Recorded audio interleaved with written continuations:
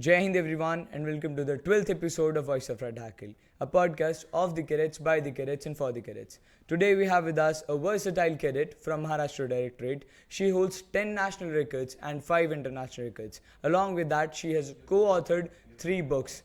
So with great honor, I welcome Sharvari Sonwalkar from Maharashtra Directorate. Jain, Deepak, thank you for having me here. I'm Senior Under Officer Sharvari Sonwalkar of Maharashtra Directorate. So Sharvari, you come from Maharashtra. That's a land of warriors. So could you get us through the cultural and historical insights of it? Sure. So Maharashtra is known as the land of warriors. We have given the great leader Chhatrapati Shivaji Maharaj, who led the Maratha Empire and fought the war for Swaraj and the independence of Swaraj. Then we have, under his guidance and under the guidance of Kanhoji Angre, the first Maratha admiral of the Indian Navy. The Indian Navy was formed. The Maratha Navy was formed. Then, if we talk about cities of Maharashtra, I come from Pune, which is known as the Oxford of the East. So, as you all know, the education for women was started by Savitribai Phule and Mahatma Jyotiba Phule. So, we have a deemed university, Pune University, known as Savitribai Phule Pune University. Then, if we talk about Mumbai, which is known as the city of the dreams, where people from pan India come to situate and settle there in search of work. Either they end up being artists or supporting artists there. Then we have Nagpur, the tiger capital and the city of oranges. Then Nashik, the wine capital. Multiple cities via the Maharashtra as a state is the largest contributor in India's GDP.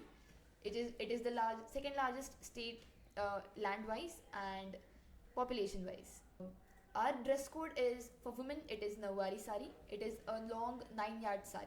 Okay. If you know the famous Paithani silk sari, it originates in Maharashtra. Then we have the famous Kolhapuri chappal. We showcased it in our Vocal for Local campaigns. Then we have Nath.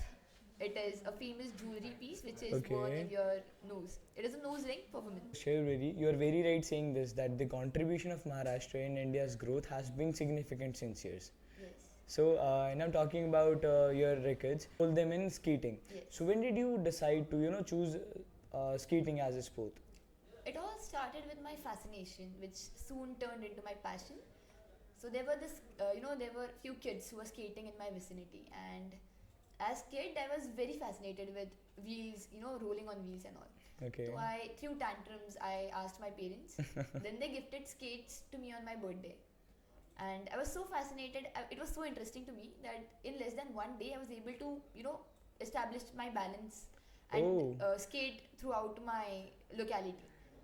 So few weeks passed by and my parents saw that no, I am not getting fed up of this thing, and I am actually taking so much of interest in it. Right. So they put me in classes. Then in classes, in less than 1 week I was able to move from beginners to recreational inline. So inline is a type of skates where you have 4 wheels in one straight line. Right. So we have quads, inlines and beginners. And what is quads? Quads is 2 wheels at the front and 2 wheels at the back. Right. And so I skipped that stage. For most of the people, they opt for quads and then they move on to inline. But for me, I skipped that stage because I was not able to establish my balance on that. Inline was much easier for me. Oh, so you find inline easier when compared to the quads? Yes. It is a bit, opposite of what other people think, but I do. I completed my recreational inline in less than 1 month. Okay. And because my coach saw a spark in me at that time, he asked me to move to professional inline after 1 month. Okay. So I moved on to my professional inline and I found my passion, and there was no going back after that. So I participated in multiple races. I won nationals and also got selected for the international Cambodian championship. When did you decide to go for such records? I did not actually decide. I was very young. In 2016, I was in 6th grade. So there were forms released of that particular record, and we got to know that we will be we will carve a niche in Limca Book of Records, Asia Book of Records, and many more. It was very fascinating, and I never thought I could complete one of such records. So I opted for it. It was conducted in Belgavi, Karnataka.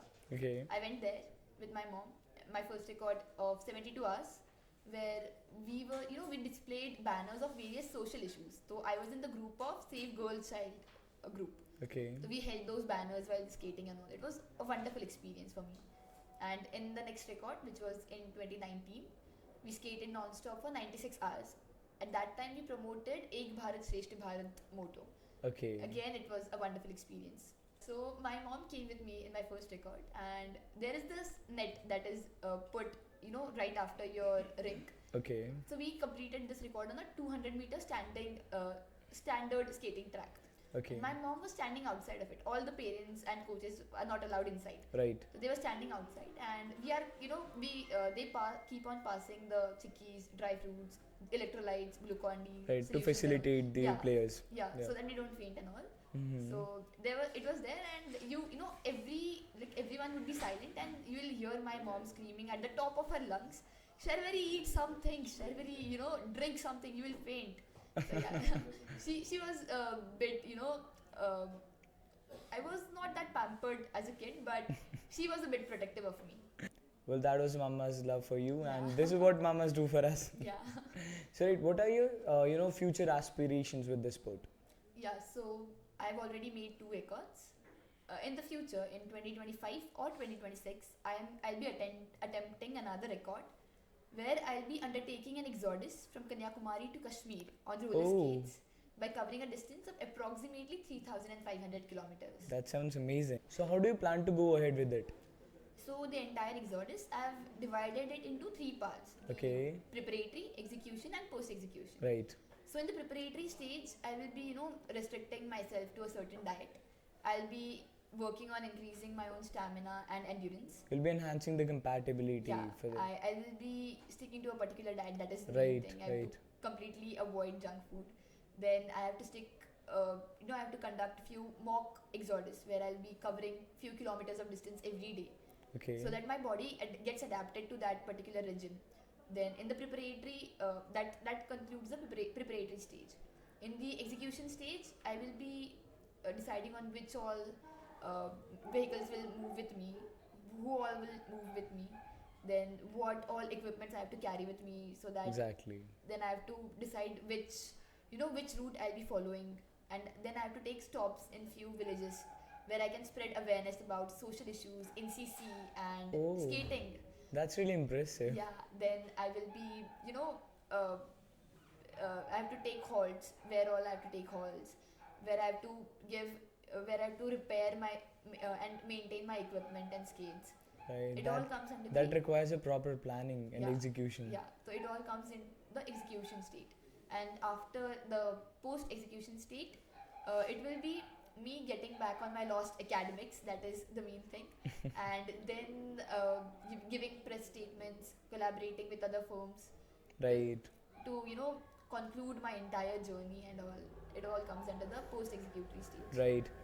In the preparatory stage, while I'm being restricted to a certain, diet and fitness routine, my parents and my coaches will be looking out for sponsorships, where we will be collaborating with some firms so that we can, collaborate, and then I want, that is my personal, desire to broadcast the entire journey live.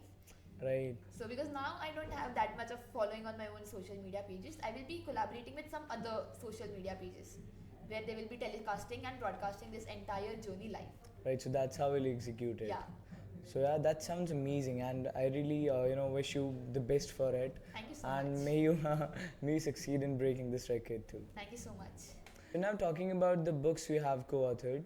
So which all books you co-authored, and how did this love for writing took place? Yeah, so in pandemic, it all started in pandemic, and I was interested into reading books. I read my first book, and I was very interested in reading other novels as well. So I kept reading, and at some point I thought, why not give writing one chance?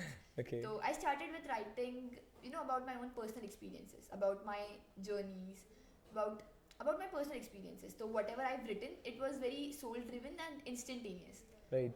So I participated in one event which was organized by an international poetry organization, and with the hope that I will not make the cut, because obviously there are people from all over the world who are participating in that, and with me being just 16 years old, it is not possible that I'll get my write-up published in one of their books. But with zero hopes, I sent my own write-up, and their team reached out to me. They emailed me कि we are very interested. Could you just send us more of your write-ups? So I did. I sent them more of my write-ups, and they were like, we like this poems of yours, and we would like to publish it. So I was like, okay, you do as if you like it, you publish yeah, why it. not to? Yeah. And after 3 months, I was sent a copy of that book, the author's edition basically. Okay. And I saw my name and my photo in it. So I was very happy that okay, I have this hidden talent. And so after that, I participated in more of their events, and now I have co-authored the anthologies Importance of Mental Health, Wanderlust, and An Introvert's Tour. That's great. So it's very huge, at a very young age you got your books published. And I hope your diversified interests takes you forward in your life. Thank you.